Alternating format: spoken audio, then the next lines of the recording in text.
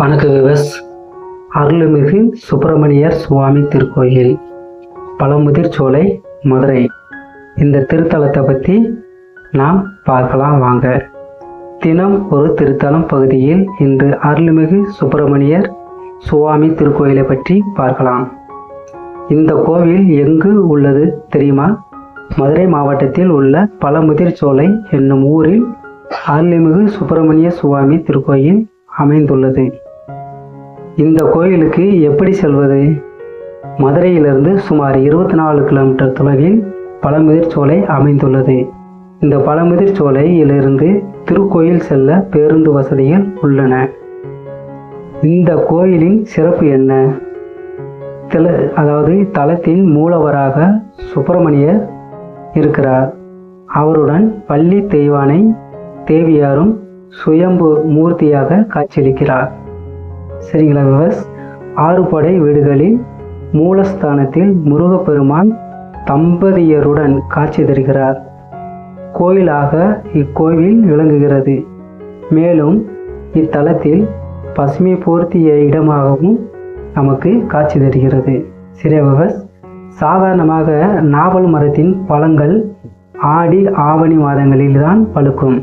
ஆனால் இத்தலத்தில் நாவல் மரத்தின் பழங்கள் முருகனின் அருளால் திருவள்ளால் சஷ்டி மாதமாகிய ஐப்பசியில் பழுக்கும். இந்த நாவல் மரத்தின் இத்தலத்தின் விசேஷமாகும். இக்கோயில் முருகன் ஔவையாரிடம் சுட்ட பழ வேணுமா சுடாத பழ வேணுமா என்ற திரு விளையாடலை நிகழ்த்தியதால் இத்தலம் இன்னும் சிறப்பு பெற்றதாக விளங்குகிறது. பழமுதிர்சோலைக்கு சற்று உயரத்தில் நுபூர கங்கை என்னும் தீர்த்தம் இங்கு அமைந்துள்ளது. இந்த தீர்த்த இடத்திற்கு சிலம்பாறு என்ற பெயரும் இருக்கு. சிறியவஸ், இம்மலை அடிவாரத்தில் கள்ளழகர் திருக்கோயில் அமைந்துள்ளது. சஷ்டி, இது கந்த சஷ்டி விழாவாகவும் சிறப்பாகவும் இக்கோயிலில் நடக்கிறது. இக்கல்யாணம், அதாவது இவ்விழாவில் சஷ்டி கல்யாணம் தொடர்ந்து நடக்கும். வேற சிறப்பு என்ன இந்த கோயிலுக்கு? இத்தலம் முருகப்பெருமான் வலதுபுறம்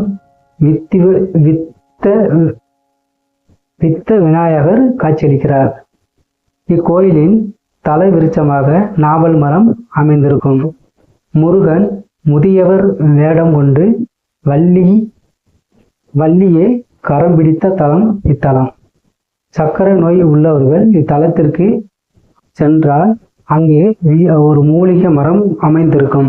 அந்த மரத்திலிருந்து பழுக்கும் பழம் ஒன்றை எடுத்து சாப்பிட்டால் சக்கரை நோய் உள்ளவர்களுக்கு சக்கரை நோய் கட்டுப்படும்.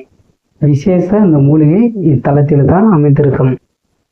பழம் உதிர்க்கப்பட்ட சோலை என்பதை பேச்சு வழக்கிலிருந்து மருவி பழமுதிர் சோலை என்ற பெயருடன் விளங்கும். சிறியவர், இக்கோயிலின் விழாக்கள் தமிழ் வருடப்பிறப்பு, வைகாசி விசாகம், ஆடி கார்த்திகை, ஆவணி பூரத்தில் வருஷ அபிஷேகம், கந்த சஷ்டி, கார்த்திகை சோமவரம், திருக்கார்த்திகை, பங்குனி உத்திரம் ஆகியவை இத்தலத்தில் விழாவாக கொண்டாடப்படுகிறது. சிறியவர், இதற்கெல்லாம் பிரார்த்தனை செய்யப்படுபவர் திருமண தடை உள்ளவர்களும் குழந்தை பாக்கியம் வேண்டுபவர்களும் கல்வியில் சிறந்து விளங்க இத்தலம் சிறப்பானது. இத்தலத்திற்கு நேர்த்திக்கடன் என்னவென்று தெரியுமா? இத்தலத்தில் நேர்த்திக்கடன், அதாவது அவங்களுக்கு என்ன வேண்டுதல், பால் அபிஷேகம் செய்து வஸ்திரம் சாத்துவது தான் இத்தலத்தின் நேர்த்திக்கடன்.